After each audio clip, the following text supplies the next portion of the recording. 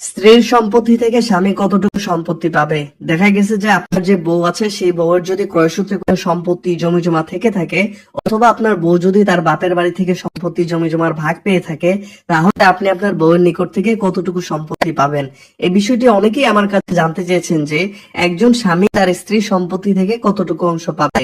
তো তাদের জন্যই আজকের এই ভিডিওটি খুবই গুরুত্বপূর্ণ একটি বিষয়, যা অনেকেই জানে না, তাই ভিডিওটি শেয়ার করে রেখে দিন আপনার টাইমলাইনে। প্রিয় দর্শক, তাহলে আসুন জানি মুসলিম ফারায়দ আইন কি বলছে।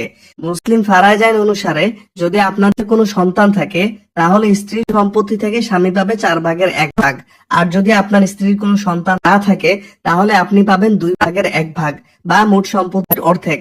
আরো সহজ করে বলতে গেলে, আপনার স্ত্রীর যদি 100 শতক জমি থাকে আর আপনাদের যদি কোনো সন্তান থাকে, তাহলে স্বামী পাবে 100 শতকের মধ্যে 25 শতক, মানে 4/1 আর যদি সন্তান না থাকে, তাহলে স্বামী পাবে 100 শতকের মধ্যে 50 শতক, মানে মোট সম্পত্তির অর্ধেক। আশা করি সবাই বুঝতে পারছেন। আসসালামু আলাইকুম।